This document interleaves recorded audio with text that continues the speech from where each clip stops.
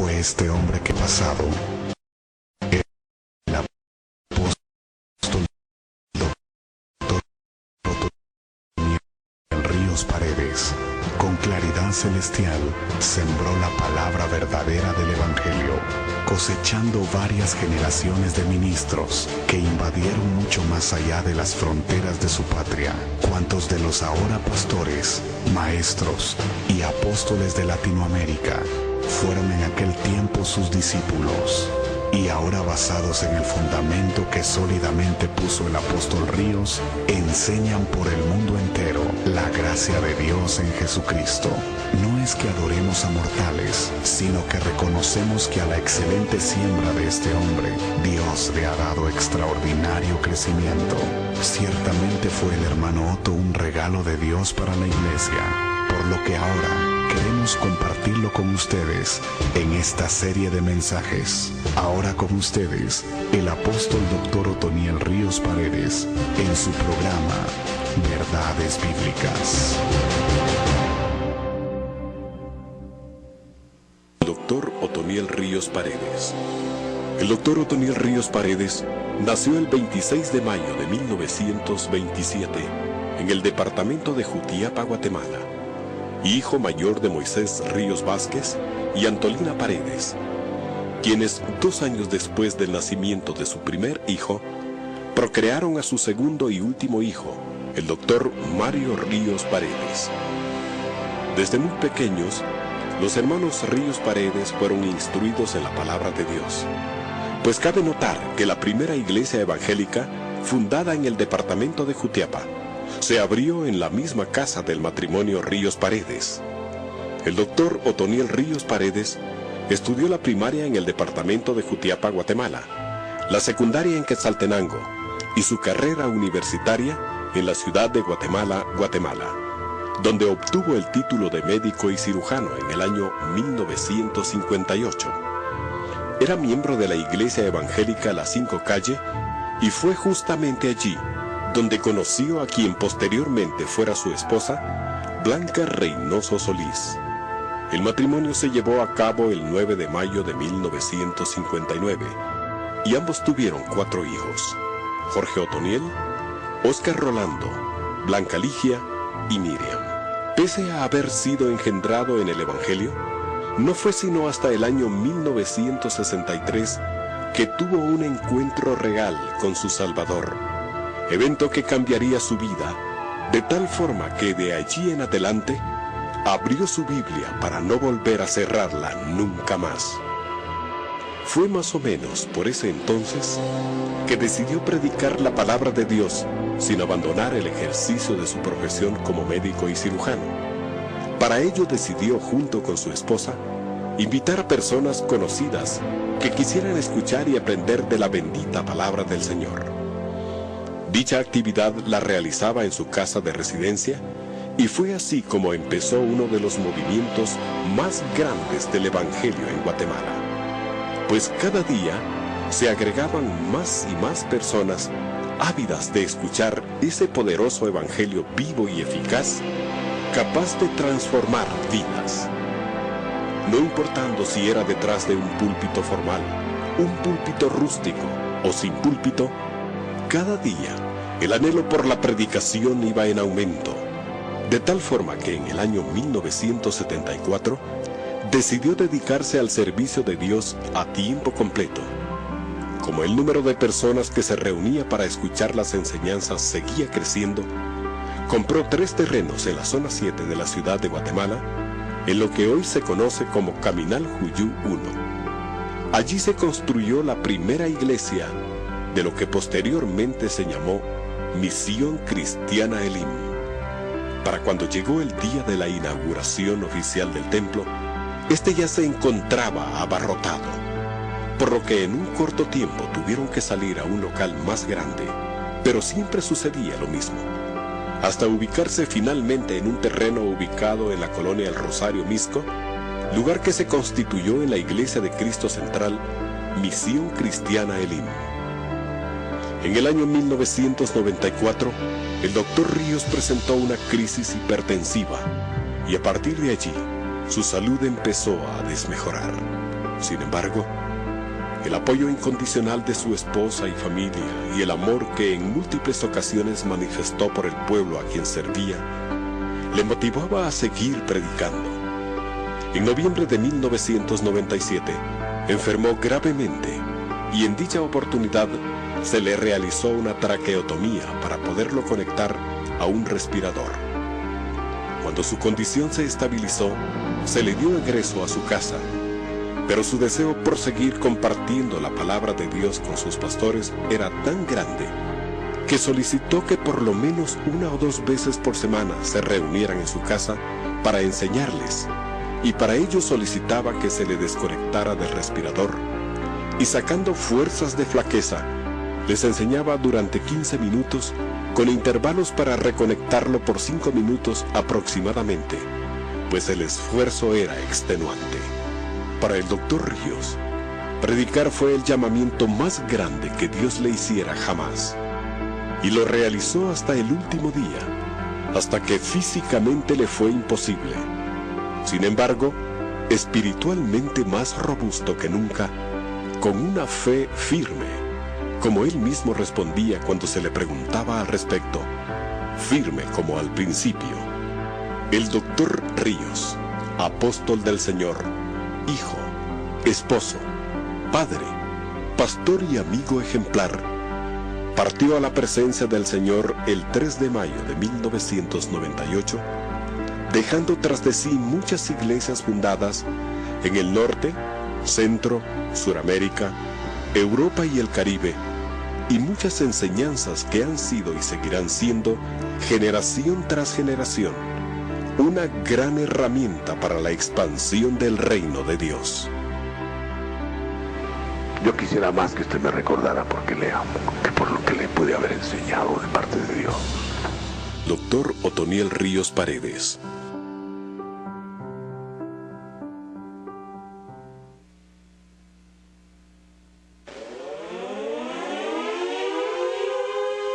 La Palabra Productions tiene el gusto de presentar a usted este programa de alto contenido espiritual en la voz del apóstol y doctor Otoniel Ríos Paredes, reconocido internacionalmente por su dedicación a la expansión del reino de Dios. Esperamos que sea de bendición y edificación para su vida. Porque no podemos dejar de decir lo que hemos visto y oído. Hechos 4:20.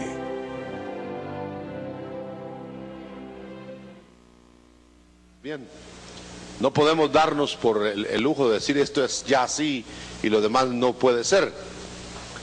Al contrario, el Señor la escatología profética, aún a sus inspirados escritores de la Biblia, se las dio por partes. Lo que sabía Jeremías no lo sabía Isaías, y lo que sabía este no sabía el otro. Nunca tuvieron ellos la oportunidad de reunirse para sumar todo eso. Nosotros tenemos la oportunidad de tenerlo ya en la Biblia, pero ellos tenían cada uno su parte para que al unirlas, el haz creciera, el haz de la verdad. Por eso no podemos decir que ya lo sabemos todo o sonreírnos burlonamente de lo que el otro cree en asuntos escatológicos.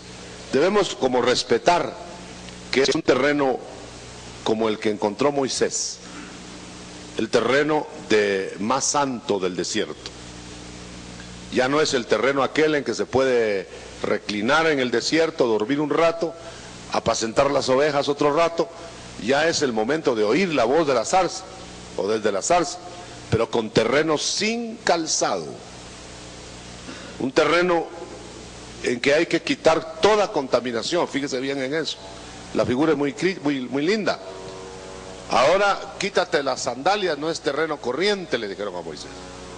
Ahora vas a oír la voz del futuro. Ahora vas a oír cómo voy a hacer yo para salvar a mi pueblo, pero lo vas a oír sin sandalias. El que oye a la voz de la zarza con sandalias, diríamos, está oyendo algo importante, algo determinante, pero contaminado. Y contaminado no le va a servir, lo va a carnalizar. lo va a hacer motivo de polémica, lo va a hacer motivo de orgullo, lo va a hacer para que sepan que él tiene todo el rollo, y se arruina el asunto. Tenemos que descalzarnos. Voy a utilizar precisamente la figura de Moisés.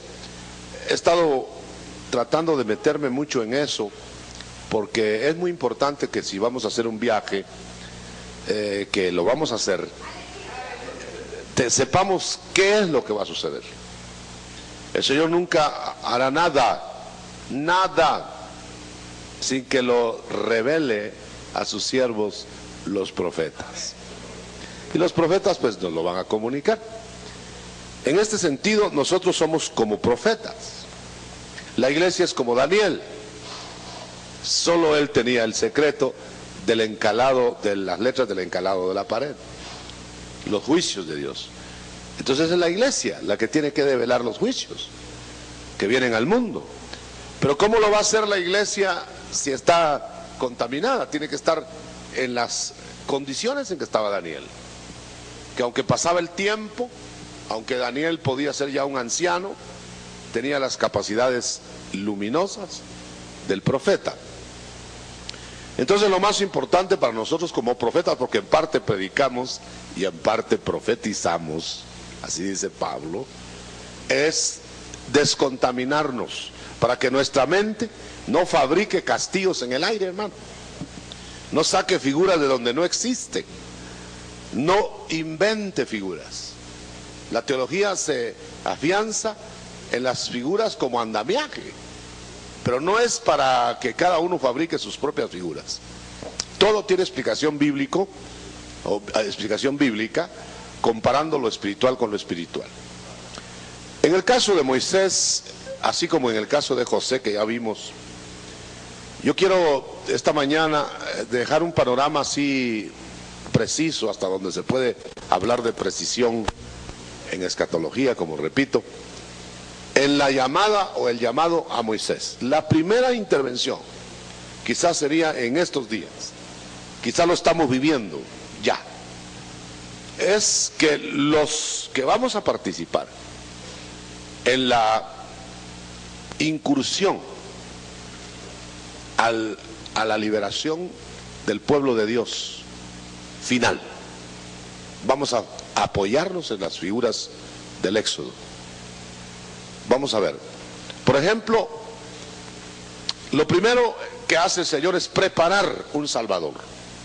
Ya eso se remonta hasta el nacimiento de Cristo en Belén. No vamos a regresar en esos renglones, pero nace, crece, rechazado, y todo eso ya lo vimos. Pero está por regresar.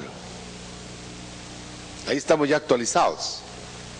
Estoy hablando de Moisés. Usted y yo debemos pensar en Moisés y en lo que él representa, o sea, nuestro Señor Jesucristo. Para Israel, el Mesías; para nosotros, el esposo. Y él tiene los dos papeles: el papel de esposo de la gentil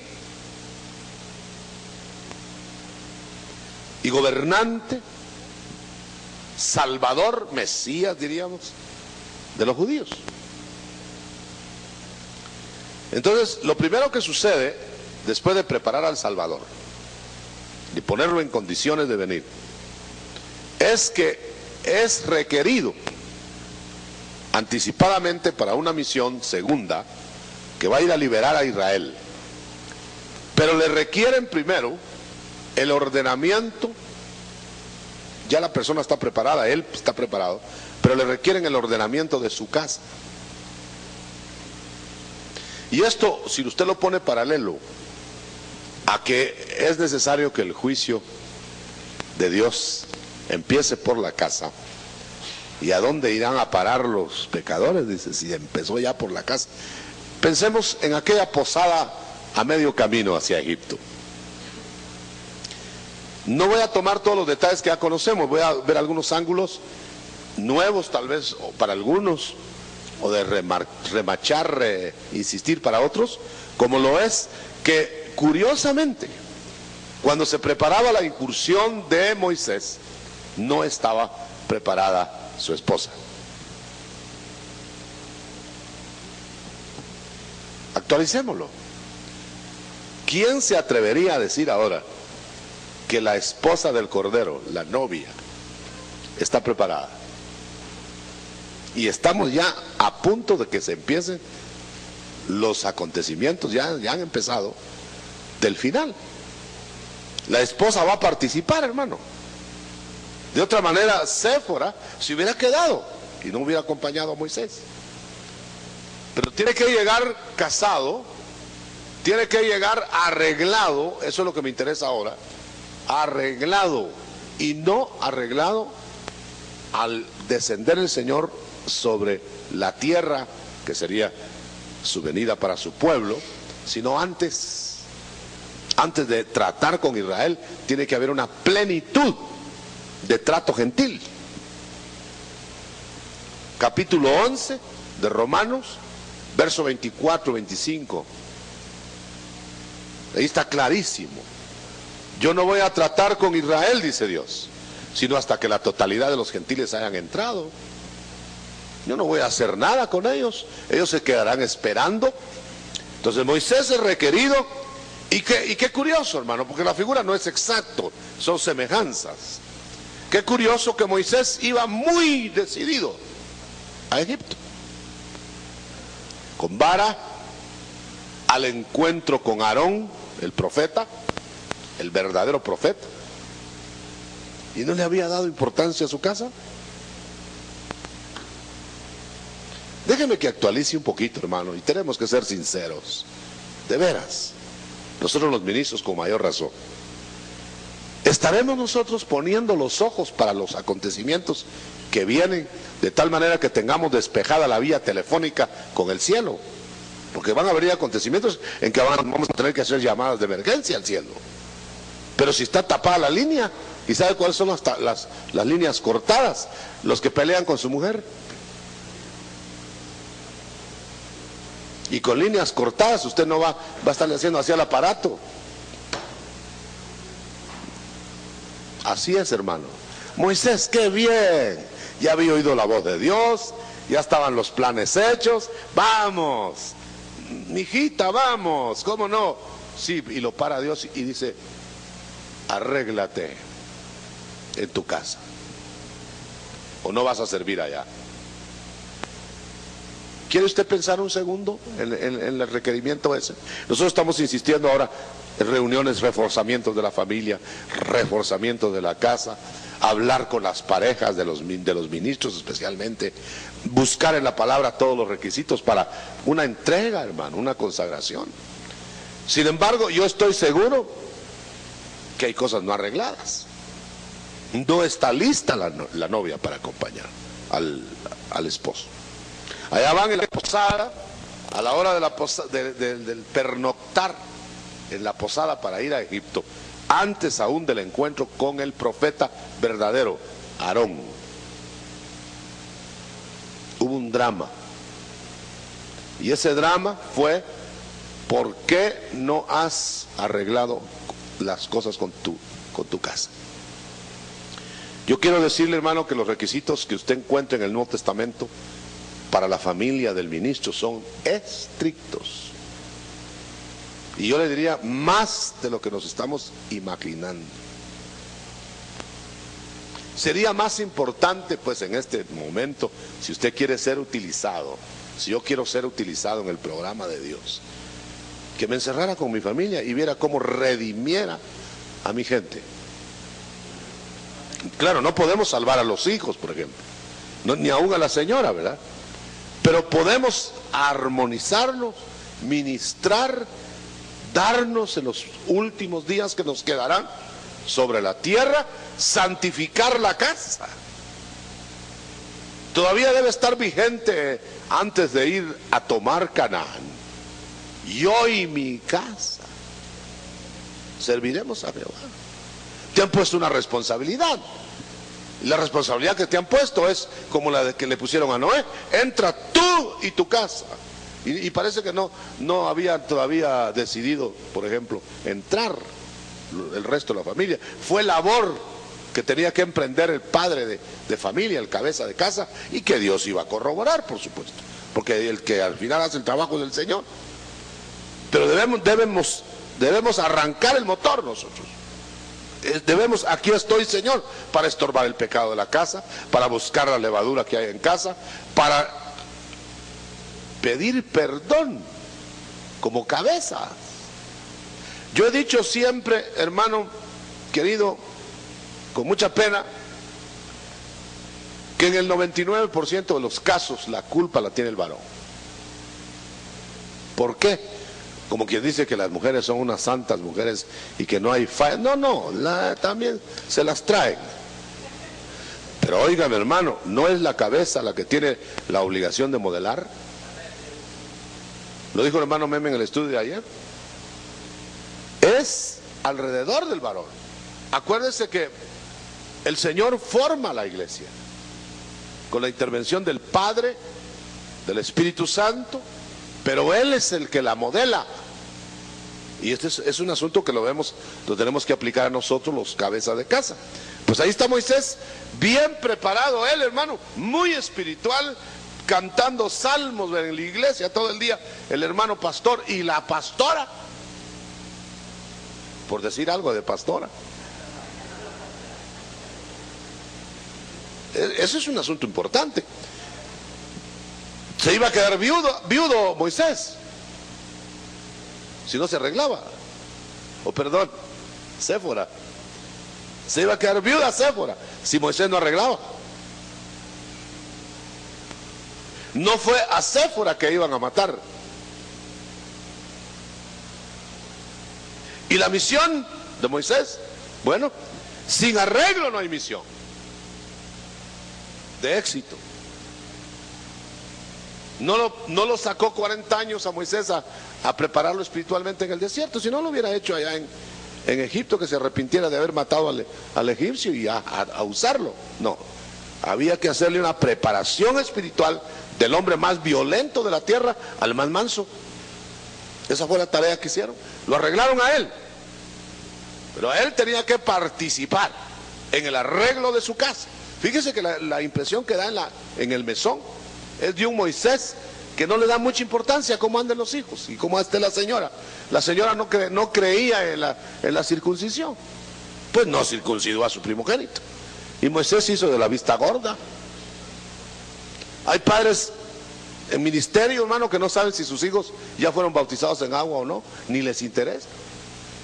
Y hay ministros al frente del pueblo, de iglesia, que no saben dónde andan sus hijos. Y sin embargo, usted sabe que son tajantes las órdenes esas. Queremos tener nosotros éxito para lo que viene. Y lo que viene no es lo que estamos viviendo. Viene algo de 7 pisos. Y tenemos que estar bien preparados, armonizados en la casa. Que de la posada salga la misión exitosa para ir a Egipto, para acompañar al Señor. El Señor no va a llevar una iglesia con mancha y arrugas, es decir, avejentada. No va a llevar una iglesia inmadura. La tiene que madurar acá, en el camino.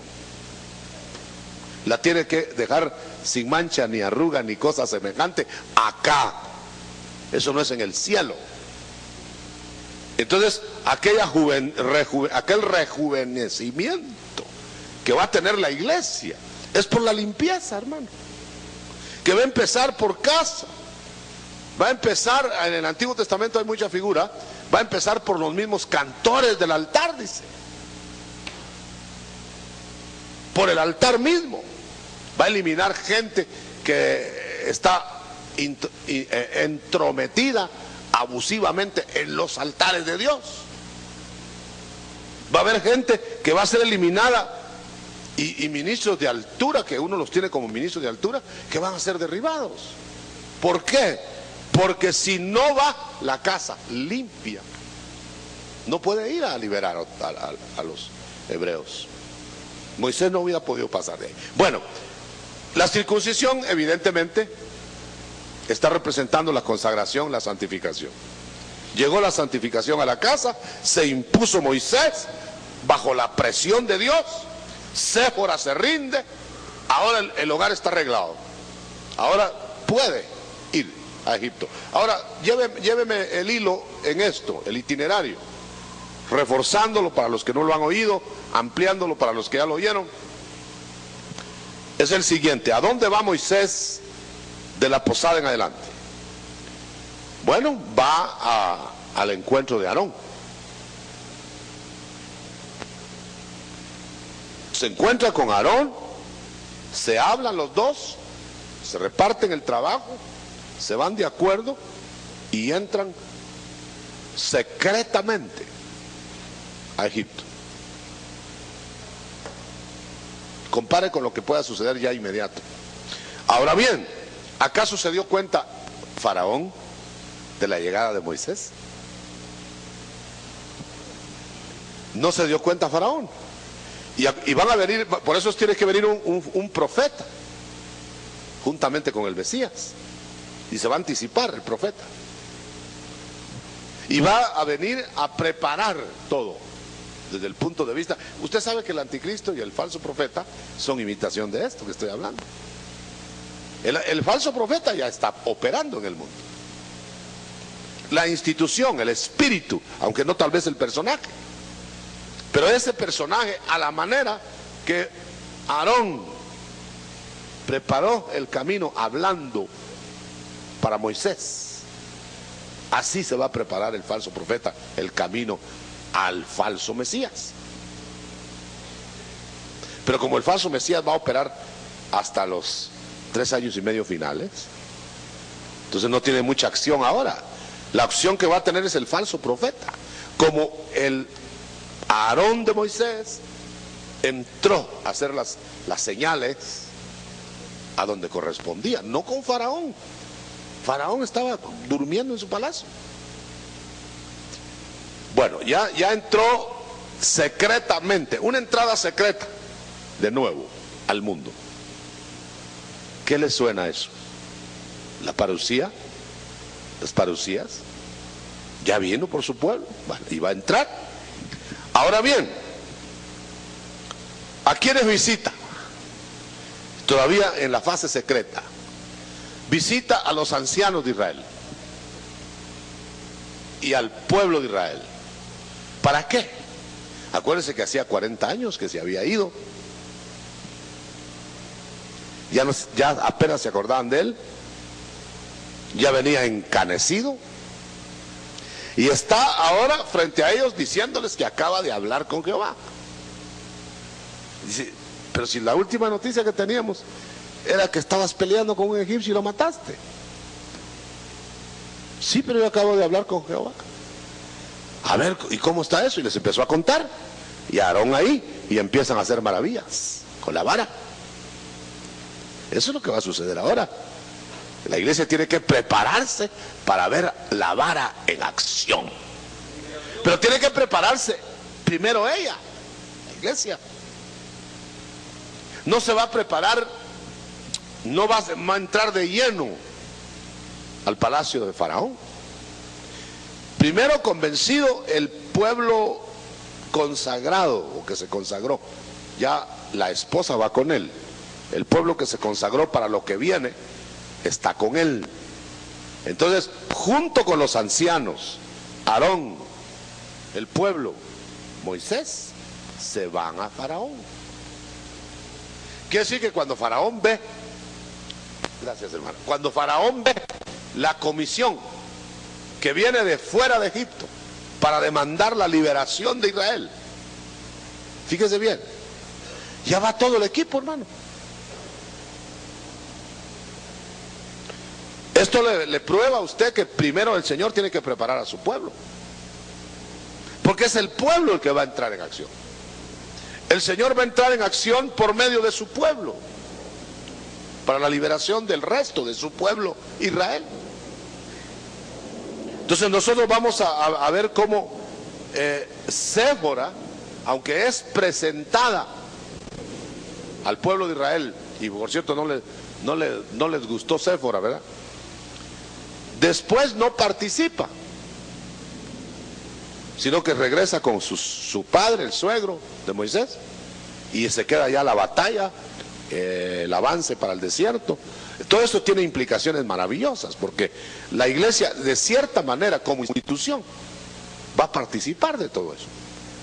La iglesia no está siendo preparada ahora para desaparecer, le llamo yo, como en las novelas, ¿verdad? Y se casaron y vivieron muy felices y ahí terminó la novela. Pero esto no termina ahí la novela, ni en novela.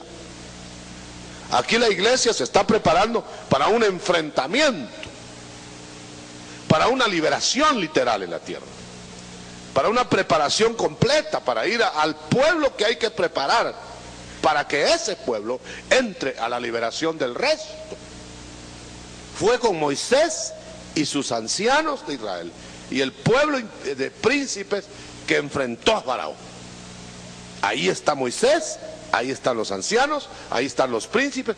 Ese es el conglomerado que va a enfrentar en la tribulación. Por eso ahora tenemos mucha dificultad por haber rotulado tal vez mal o muy precipitadamente los grupos. Tenemos dificultad en diferenciar dónde va a estar la iglesia, cuál es la iglesia, cuál es la novia, tenemos dificultad porque los rótulos están como confundidos. Hay que ordenarnos, reordenarnos. Por ejemplo, desde luego va a haber un traslado a una nueva dimensión de un grupo cuando el Señor descienda a la tierra, que va a formar parte de su familia. Séfora, preparada ya en intimidad con el Señor, con Moisés, y acompaña a Moisés. Pero los tratos son ya de otro tipo. Ya no tiene que ver Séfora. Séfora está en su casa. Séfora está con sus hijos, cuidando a sus hijos. Está atendiendo los asuntos de la casa. Ahora el problema es con el faraón que se ha levantado en el mundo. Y que lo han preparado ya. Nosotros estamos en los albores de eso. Yo lo siento con mucha claridad. Ahora, por supuesto, la iglesia ha sido enseñada como iglesia, como entidad, que toda se desaparece y se va, hermano. Como que vienen dos a un enfrentamiento y uno de los dos se desaparece. Ya no va a haber enfrentamiento. Más bien debe ser como Mahanaín. Vienen dos campeones de peso completo: Jacob, Esaú. Y no hubo enfrentamiento en ese caso, porque uno de los dos fue sublimado por medio de las visiones angélicas, por medio del trato, revolcándose en el polvo del desierto para ser transformado. Aquel Jacob se convierte en Israel. Nosotros estamos viendo en el Medio Oriente tantas cosas, hermano, que nos van a sacar de nuestro ensimismamiento. Yo tuve la oportunidad allá en el Valle de Mejido mismo de decirles a los cristianos mesiánicos que estaban ahí que Israel no era Israel todavía, que era Jacob, y que ahí en ese mismo valle iban a hacer el encontronazo en donde los van a tener que cambiar en Israel para poseer Canaán. Eso es lo que están esperando ellos. Israel está esperando el nacimiento como nación de Dios, porque el nacimiento como nación entre las naciones ya es 1948. Pero Israel como nación no reconoce al Mesías, y si aún lo reconoce o lo menciona, no sabe quién es. A muchos de ellos les preguntaba: ¿y quién es el Mesías? No sabemos, pero viene un libertador. Y algunos judíos cristianos mesiánicos decían: Jesús es el Mesías. Entonces, hermanos, en esta mañana los acontecimientos futuros van a seguir el mismo curso. Va a venir el Señor por su pueblo para hacer un traslado de dimensión. Yo no creo de ninguna manera que la iglesia, como, miren, la semántica siempre nos delata, ¿verdad? Los vencedores, los más que vencedores, las primicias de Dios, van a entrar a estas batallas así como estamos. La parucía traerá cambio de dimensión. Las parusías, porque van a haber muchas. El cambio de dimensión quiere decir que nos van a preparar a una parte de la gente de Dios para ser invulnerable, así como van a preparar los 144,000. Y esa preparación va a permitir que nosotros protejamos y entremos en batallas espirituales, no de carne y sangre, como siempre ha sido nuestra tarea, no pelear con carne y sangre, entrar en batallas de otra dimensión mayor, porque es la esfera en donde van a poner a Satanás debajo de nuestros pies. Actualmente la iglesia ungida tiene a los demonios debajo de sus pies y ni siquiera ha trabajado bien la tarea esa. Estamos echando fuera de demonios, pero Satanás no ha sido puesto debajo de los pies. El Señor lo va a poner debajo de nuestros pies, no debajo de los pies de Cristo, debajo de nuestros pies. Como que si el Señor tomara nuestros pies y nos dijera: pisoteen ahí eso, en mi nombre, que es exactamente lo que, pero sobre Satanás. Entonces las batallas van a ser más descomunales, más grandes, más trascendentales, y nosotros vamos a estar en otra dimensión. Lo primero que va a hacer el Señor es quitar el aguijón de la muerte. Va a limpiar su iglesia de tal manera que no va a quedar mancha ni arruga. Y usted sabe que el pecado es el aguijón de la muerte, el pecado en uno. Entonces limpia eso, quita eso, y el Señor nos permite pelear esas grandes batallas contra potestades del aire, y van a caer frente de nuestros ojos, y el Señor va a despejar el camino para entrar inmediatamente al rescate del resto de la simiente. No puede el Señor, hermano, dejar abandonado a su pueblo en la tribulación. No puede dejarlo sin dirección, sin guianza, como Moisés lo hizo exactamente. Entró las demandas, las plagas que se llenaron en el mundo para sacar a Israel, pero eso era parte de la batalla de carne y sangre que se estaba librando ahí, y antes, previamente, se había librado la batalla de espíritus. Una vez que Israel sale de Egipto, viene la ruta de la vida abundante en Canaán y el resto. O sea que la figura nos lleva a pensar cuál va a ser la ruta de lo que hemos llamado iglesia. ¿Y cuál es la iglesia? Si usted quiere que definamos cuál es la iglesia, vamos a tomar el ejemplo de Israel. ¿Cuál es Israel? ¿Quién es Israel? Israel no es la nación, hermano, de Israel. Ahí está el remanente de Dios. Pero hay sobrante. Eso lo dice Pablo en Romanos. No todo Israel es Israel. Eso es para tomar el ejemplo. No todos los que se sientan como iglesia son iglesia. Dentro de ese pueblo que vemos visiblemente está la iglesia. Pero ¿cómo la distinguimos? ¿Tiene algún halo especial? Ya ve que ni siquiera la señal de hablar en otras lenguas también el diablo imita. Y ya ve que es tan tenue el velo entre uno y otro grupo que ni siquiera le dan permiso a los hombres que hagan la separación al final, sino a ángeles. Entonces nosotros estamos pensando que aquí está la iglesia dentro. Por eso usted ve 7 iglesias apocalípticas. Pero de cada iglesia hay remanente, de cada grupo, 7 remanentes. Y diríamos, esos 7 remanentes vencedores serían la verdadera iglesia. ¿Ya se fijó? Lo demás, unos son vomitados, otros son echados a castigos, y leyendo cada porción se nota claramente. De tal manera que cuando el Señor haya sacado, como Moisés, de las 7 hijas de Jetro, saca una y se va con ella casado. Se casa con ella.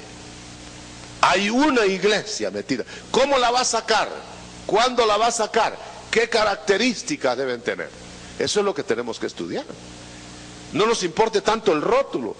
Hermano, ¿iremos a estar o no en la tribulación? Preocupémonos en lo personal. Acuérdense que el llamado ahora es absolutamente personal, no es de grupo. Ahora es llamado a cada uno de nosotros. Podemos decir que salió todo el pueblo de Dios de Egipto, pero no todo el pueblo de Dios llegó a Canaán. Hubo quienes vivieron en el desierto y murieron. Tuvieron tiempo para morir, 40 años. Y otros llegaron a Canaán y vivieron su vida abundante acá. Es una figura muy clara, hermano, de cristianos que pueden pasar toda la vida acá sin conocer Canaán. Y yo le podría enumerar cantidad de gente, y mucha que disimula su tragedia, que no conocen Canaán. El Señor no va a trabajar con esa gente, no le van a ser de utilidad, los tiene que depurar, tiene que madurarlos. Lo más claro es que el Señor jamás se casaría con una novia niña, núbil ahí, verde. ¿Quién se casaría con una de 14 años? De 13 años, de 12 años, de 11 años? O sea, tendría que estar chiflado. Casarse con una niña ahí para jugar a las muñecas. El Señor tiene su novia y la va a madurar, hermano. Y la va a madurar de tal manera que no la va a tener al final ni mancha ni arruga. No le va a tolerar eso. Se la va a arreglar. Y todo el que se deje arreglar va a ser de los primeros levantados. Hay un detalle que es muy importante que la tradición nos ha trabajado mucho. Dice, no, la novia no se puede ir por partes. Pero no se fue a la cabeza. Y no se han ido ya miembros. Y está dividido el cuerpo. ¿No trata el Señor según sean las entregas? Yo creo que eso es lo que va a suceder. El Señor va a levantar gente que se ha dejado madurar. Ya ve que un Enoc que se va cuando no era asunto de traslados. Un Elías que se va, no era asunto de traslados. Gente que se va a ir cuando vengan los traslados de la parucía. Gente que está siendo preparada para entrar a llenar la tierra y a trabajar asuntos terrenales. A todos no los llama al altar. A otros les dice, tú trabaja en tus negocios para no tener que pedir a nadie. Y sé de los que van a sostener la obra. Les asigna su tarea. Nosotros siempre pensamos que todo el éxito tiene que ser en un altar y predicando. No ni siquiera dirigiendo, predicando. A eso le llamamos ministerio. Y el que está sosteniendo la obra, ese no es ministerio. Mejor si la sostiene y se va, ¿verdad? Pero que deje el sostén. Tan ministerio es uno como el otro. Entonces el Señor quiere preparar su iglesia de tal manera que no creamos, hermano, que como me dijo no sé quién, solo los pastores nos vamos a ir como novia, dijo. Qué lindo, ¿ah? Y a veces la iglesia tiene más dificultades con los pastores que con las ovejas. Sin alusiones personales, ¿verdad? Pero nosotros somos muy dificultosos, porque hemos dividido el cuerpo de Cristo como por sectores. Esta es la parte mía, esta es la parte... ¿Se recuerda a 1:12 de 1 Corintios? Yo soy de Pablo, esa era la sección de Pablo. Ni siquiera Pablo lo incitó a eso. Él no era carnal. Los carnales eran los que estaban debajo del ministerio. Y dice, yo soy de Pablo. ¿Y tú de dónde? Yo de Apolos. Ah, yo de Pedro, dijo el otro por allá. Y yo no tengo a ningún hombre, dijo otro por allá. Solo Cristo. Y en ese amén que acabo de oír, estoy oyendo como quien dice, yo también no tengo a ningún humano sobre mí.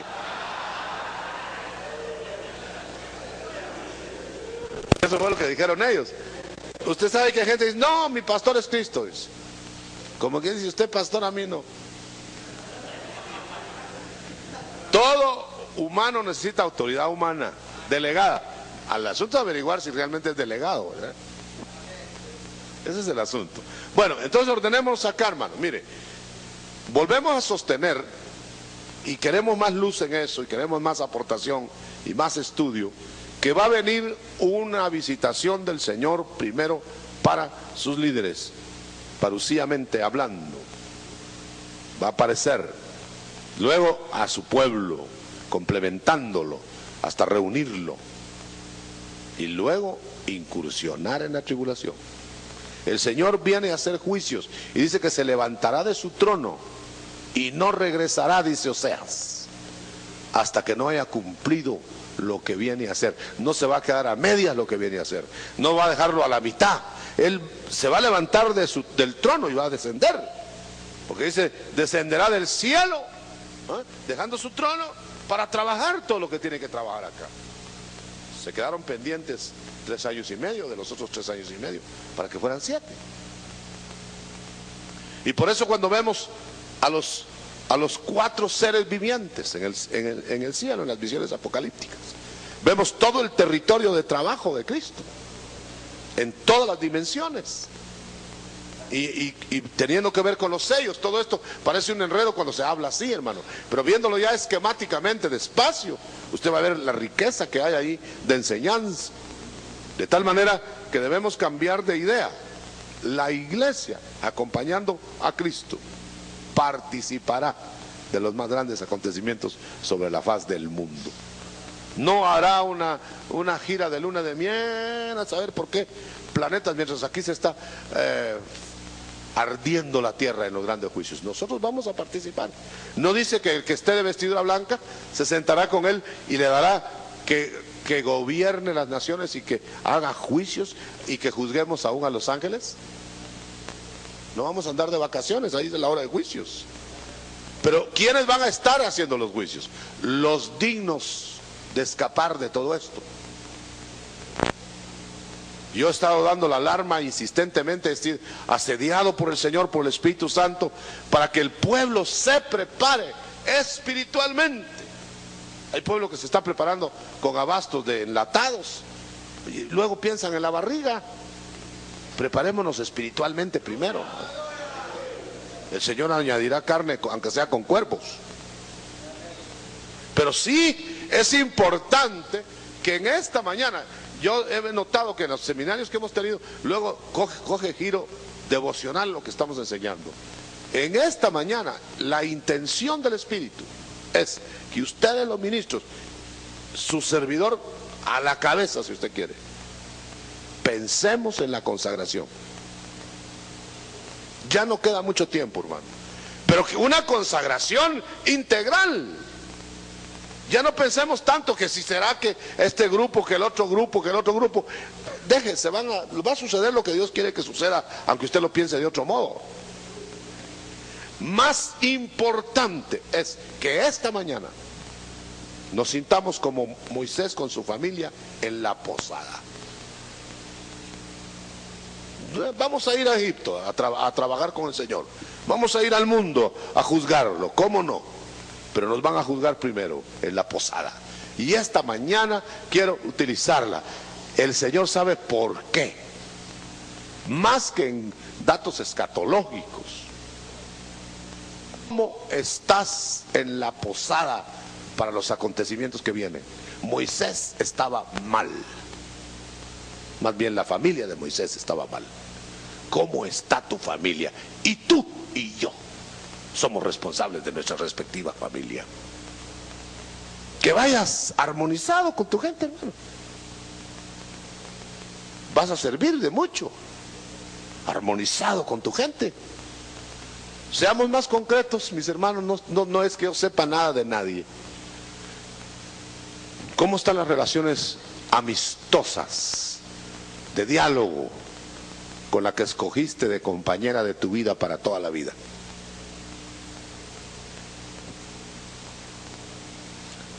Estoy pensando en las frases de Pedro. Armonízate con tu esposa para que tus oraciones no sean impedidas, para que esté libre el teléfono. como al atleta que se prepara de todo, se aligera de ropa para correr, ¿verdad? Desde preocupaciones y todo, quita, arregla eso, hermano. Y vas a ver cómo los datos te van a ir llegando poco a poco para lo que sigue, para lo que sigue. Nosotros tenemos la tentación que tuvo Pablo cuando cayó en el camino de Damasco. ¿Qué quieres que haga, Señor? Y creo que le iban a presentar un programa completo desde el principio al fin. Se te irá diciendo Pablo, por de pronto vete que te hagan de nuevo los ojos en Damasco.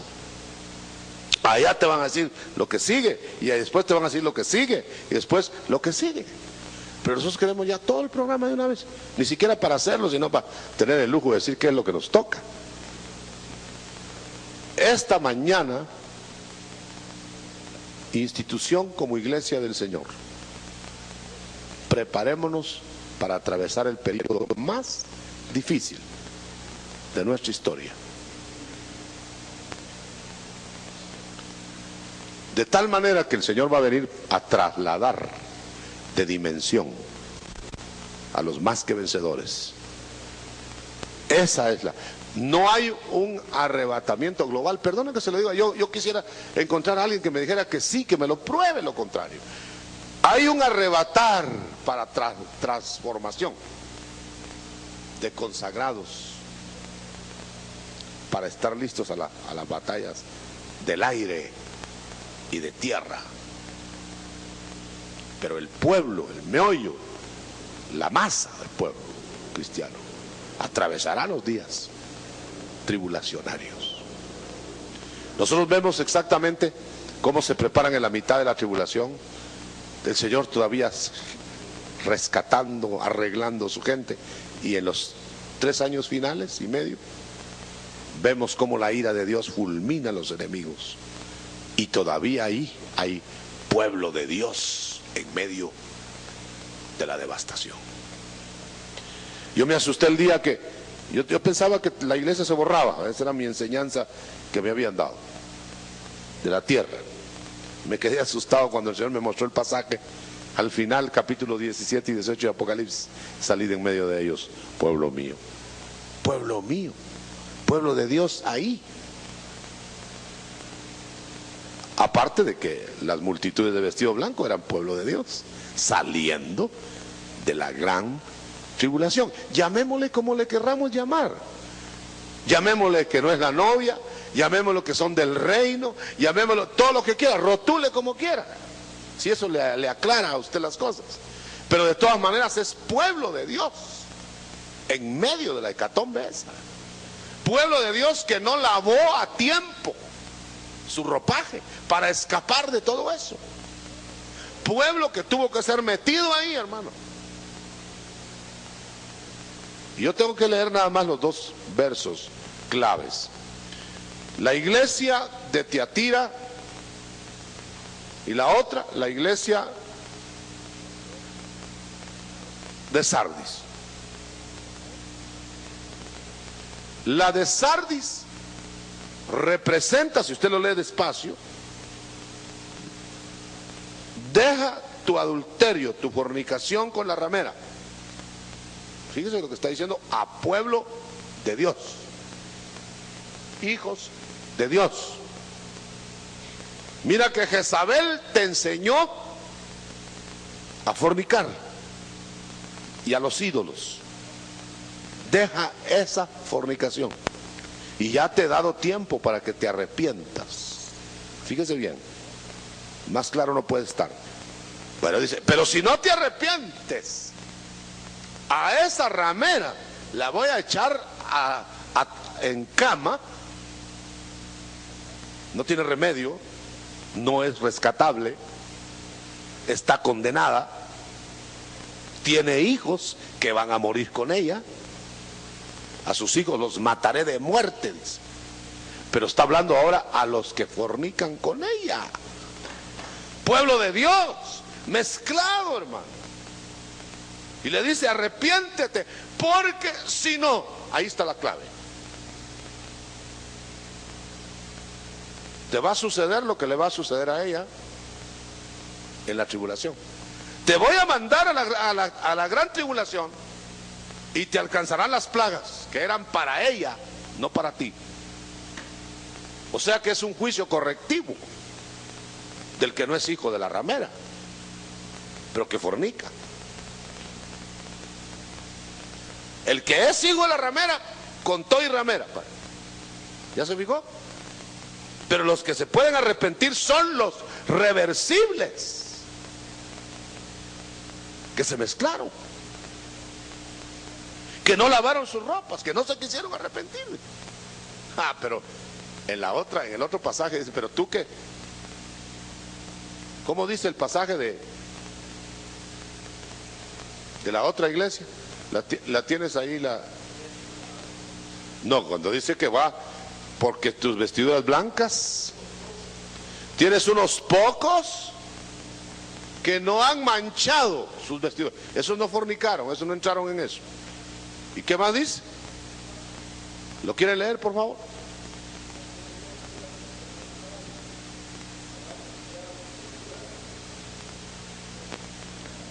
Sigue más.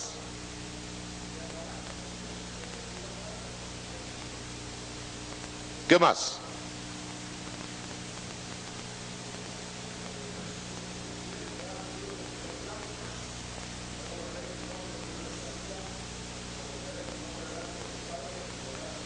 Bueno, ellos tienen un final diferente a los que van a ser echados con la ramera por fornicar. No son hijos de la ramera, son fornicarios con la ramera. Y los hijos de la ramera eliminados. Ahí están las tres clases. El que se va trasladado antes de, el que se es protegido al arrepentirse, y los eliminados definitivamente porque son parte de la ramera. Entonces nosotros, hermanos, en esta mañana debemos de parar mientes y de pensar realmente cuál es nuestra ubicación. ¿Cuál es la ubicación que nosotros tenemos? Si en realidad hemos entendido los panoramas que se han estado dando y que se va a insistir en dar esquemáticamente, vamos a sacarlos en el próximo Espigando, para que tenga usted un apoyo ahí donde ver las figuras, las acotaciones, las comparaciones, para que nosotros estemos preparados, porque no se encuentra en ninguna parte. Ahora que vienen las preguntas, tal vez sale algo de eso.